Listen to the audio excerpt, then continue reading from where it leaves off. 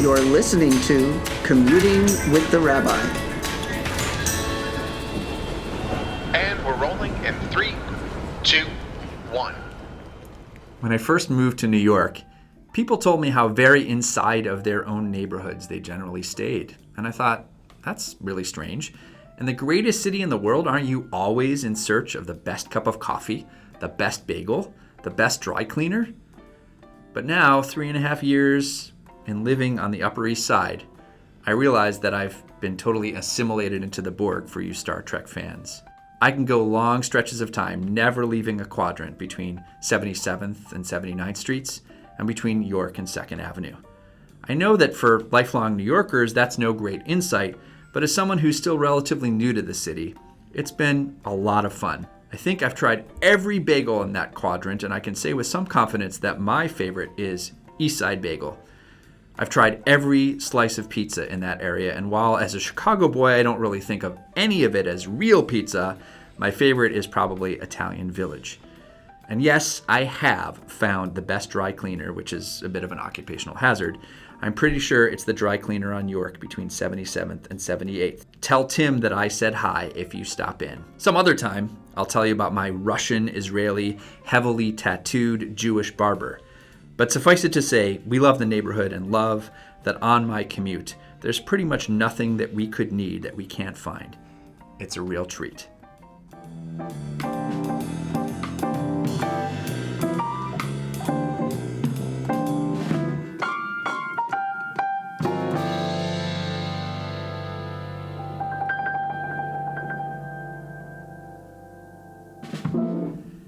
Our guest today is our own executive director, Amy Schwach. Thank you for joining us on the podcast. It's my pleasure. Thank you for having me. So for the people who might not know you that well, can you tell us a little bit about where you are from originally and what the path was that brought you to being an executive director? So I was born in Connecticut. My father worked for Xerox. We lived in Connecticut until I was about 4, and then we moved to New York. So I consider myself a native New Yorker, even though it may actually be true. And it's an interesting story about how I came to this work because nobody knows this is an actual job nor a career. And so I was looking for a job that would lead to a career after I got out of college. And I applied for a job that was posted in the New York Times, and you could do that. And it was for an assistant to clergy in a midtown synagogue. So that ended up being Central Synagogue. I went for several interviews. I did not get the clergy assistant job, but I did get a job as a generalist, which is it was an administrative job that they had created. And it was basically, you're going to do everything that we tell you to do, and then we'll figure it out. And so I did that for about a year and found that I really liked the work. And I really liked the people that I was working with, and I liked the people that I was serving. So 19 years later, here I am. And I've had almost every position possible at Temple. And We've tried to ordain you as a rabbi here, but you haven't had that job yet. No, well, there's still time. There's still time. But I consider myself very fortunate to have had the opportunities that I've had in the congregations that I've been able to serve. And like I said, here I am. It's 20 years now. I feel like you know every aspect of synagogue life, but it's not just by watching. It's actually by doing a lot of things. Right, doing a lot of things. So I was the membership coordinator, which included all things membership. I did billing and invoicing, high holiday tickets, ushering, getting letters out for ushering, getting letters out for honors, all of the things for high holidays. That position basically grew into keeping all of that plus more stuff. I was able to take on some more higher level stuff there. I got my master's degree in public administration from Baruch, and then I was at that point the assistant director at Central, and it was time to move on and try to do the executive director work that I had sort of been trained to do. And I got a job at North Shore Synagogue in Syosset, and I was there for a little over 5 years. And then Shaaray Tefila had a position, and I had spent a lot of time here when I was at Central, and so I was really excited that this position was open, and I immediately applied. And Nice. So here I am. We're lucky to have you. Thank you. And you're here about 4 years now, right? Or a little more? A little more 4 years, yeah. Fantastic. What do you love most about being an executive director? I love the relationships with people. That is my favorite part of the job. My least favorite thing and my most favorite thing are having difficult conversations with people in our community, whether it's financial or personal, somebody just passed, whatever it may be. That is always the hardest thing to do. But in my mind, the best way for me to serve the community. And I feel like after you have difficult or awkward conversations with people, the relationship develops in such a way that you almost bond over what you've just spoken about. So some of my closest relationships over the years with congregants have started with very difficult or awkward conversations. And so I think my favorite thing is certainly the people. Nice. I feel like you and I have talked a lot in the last few years about how in lots of ways our jobs are similar, that people know that my job is to do pastoral care. They don't realize the extent to which your job is to do pastoral care, because you, like you said, you deal with people in the most sensitive situations. Sometimes you're the first person that answers the phone when there's a death or an illness. You hear about things, and you don't just pass them off to me. You serve them as a human being and as a Jew and as a mensch. Thank you. That is really a blessing to us. It's nice of you to say. So if you weren't an executive director, what do you think you would be doing? You at some point you drove an ambulance? I did, for a volunteer fire service. Okay. I did. That's not what I would do, although I did consider it. I did consider going into EMS and went as far as the interviews and all the applications. I took the exam, but I did not end up doing that. If I wasn't doing this, I think I would be an attorney. I think that is my other calling. This is my first real, true calling. But I think after I retire someday, I think I would go to law school. What kind of law would you practice? Not really sure. Right now, I'm thinking HR, just because that's what I spend a lot of time on, but I'm not really sure. But the law, like HR, like being an executive director, just has such intricacies, and it's fascinating. So we're celebrating our 175th year as a congregation. Yeah. And you're leading up that effort for us professionally, which I really appreciate. I know you've been reading old copies of what used to be our monthly newsletter, The Messenger. And I'm wondering, I'm sure there's a lot of tedium and not that exciting things, but I feel like you've had some interesting experiences of reading stories or something that you found fascinating. I'm wondering if there's something that stands out that you could flag for us as we're in this celebration. Yeah, it's a very exciting time here at the Temple, and I love going through those messengers, because as time consuming as it may be, it's super interesting to find out what we were doing in each sort of interesting period in history. And so I was focusing on World War II. And what I found is that this congregation was very, very involved in the war effort. And the sisterhood had a Red Cross group right here, and they rolled bandages for soldiers. And they were constantly having special events and services that invited service people to come to honor them. And they were all about the music and the patriotic music that they would sing and they would play at all of these services and events. And I just thought that was amazing. And I feel honored to be part of a much bigger community, and a much bigger community in a bigger historical effort. Like, to me, I feel very connected to that.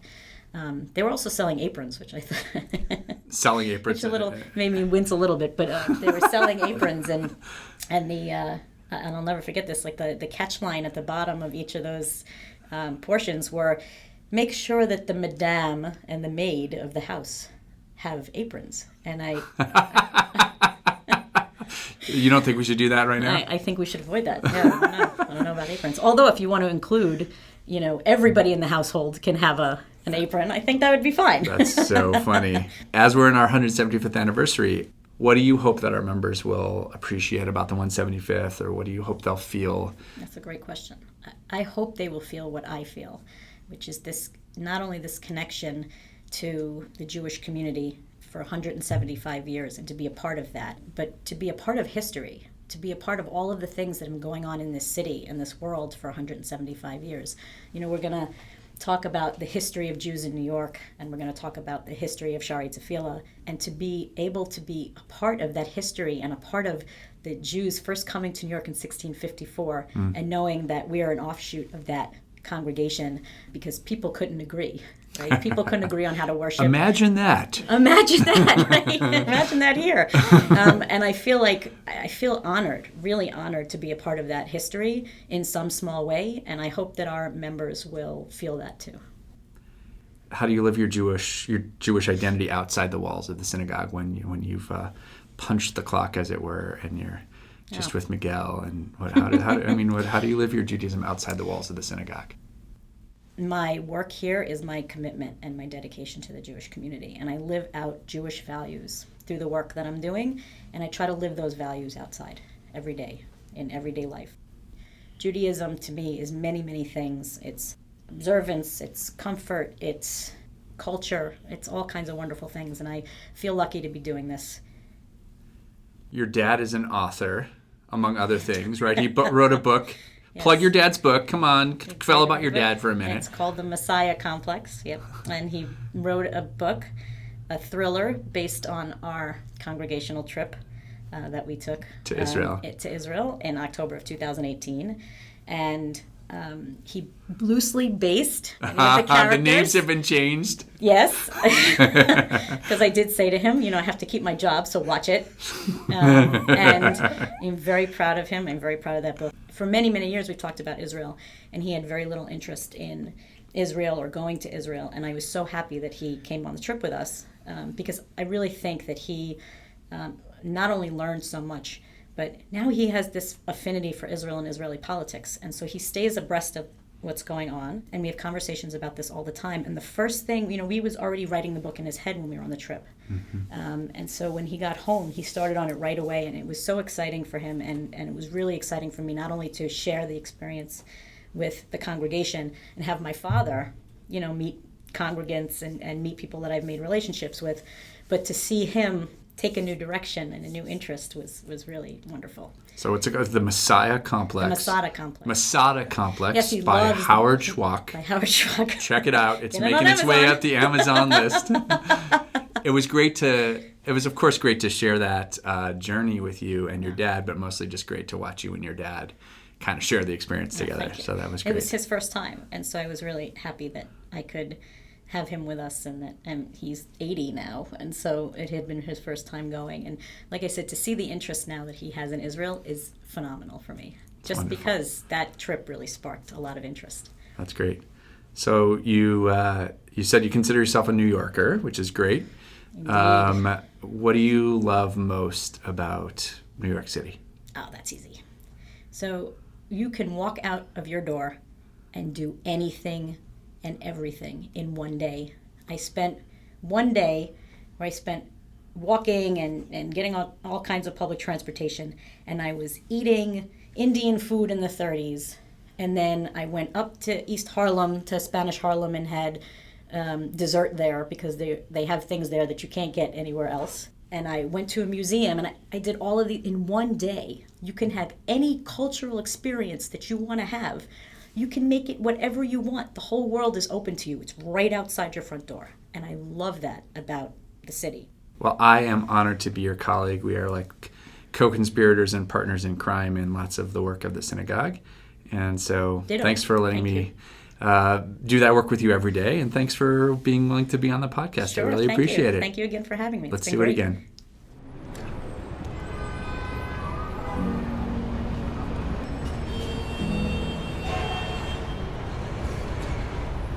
A couple of weeks ago, I was honored to go down to the Museum of Jewish Heritage in Battery Park with our own Rabbi Lenza and about 26 members of the congregation to view the extraordinary exhibit, Auschwitz, Not Long Ago, Not Far Away.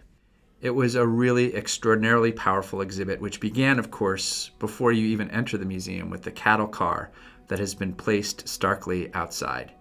There's also quite a special connection between our congregation and the museum. When you walk up to the museum, you see a large picture of our very own member, Max Lerner, placed there prominently outside the entrance. The museum traces the origins of the Holocaust, the terrible and ominous build-up to those years, a record of Nazi terror with extraordinary artifacts brought from Poland, and stories of resistance and stories of survivors as well.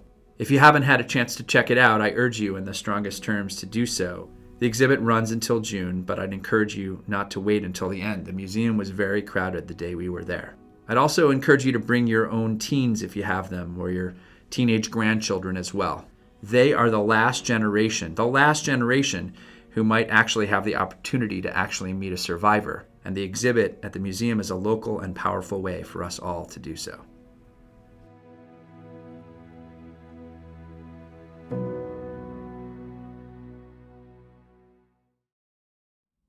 I hope that you've already voted in the World Zionist Congress elections, and if you don't know why that's important, I urge you in the strongest terms to come to services on Friday evening, February 28th, when Rabbi Josh Weinberg, the Executive Vice President of the Association of Reformed Zionists of America, and Alyssa and my camper, to be fair, will be with us at services to speak about the critical importance of these elections and the role we can each play in ensuring that Israel lives up to its own aspirations and its own declaration of independence. An aside is that Rabbi Weinberg, when he was just Josh, and when I was just Joel, and Alyssa and I were camp counselors, Josh grew up and was a camper of ours at our Reform Movement summer camp in Wisconsin. So we have a long connection. He's a great teacher. He leads us all the time in our efforts to be great and strong as Zionists living outside of Israel. And he'll be with us that evening to tell us about these elections and why they're so important. So please do make a point of being with us at 6:15 on February 28th. Okay, everybody, stand by for final thought. I recently had the privilege of beginning an 18-month program through an organization called the Institute for Jewish Spirituality. In this program, with 4 retreats and weekly study with partners from around the country and a daily meditation practice, I am entering for the very first time into the Jewish world of mindfulness and meditation and yoga in a serious way. I'm sure that I'll have a lot to say about that in the coming year and a half, but I'm certainly no meditation master or yogi just yet. But with that in mind, I'd love to issue a challenge for your consideration in the coming weeks. Consider, as hard as it might be, silencing your phone when you sit down with family or friends or even by yourself for a meal. I wonder what might happen for each of us individually and for the occasions when we are privileged to share a meal with others. What might happen if we disconnected long enough from our technology to reconnect? I mean, really reconnect with our souls and with the souls of the people around us. If you are as wired into your phone as I know I am, this is going to be hard. But give it a try. And don't just try it once. If you're going to give it a try it 3 or 4 or 5 meals before you decide what it's really like. Let me know what happens. Who knows what's possible? Let me know how it's going.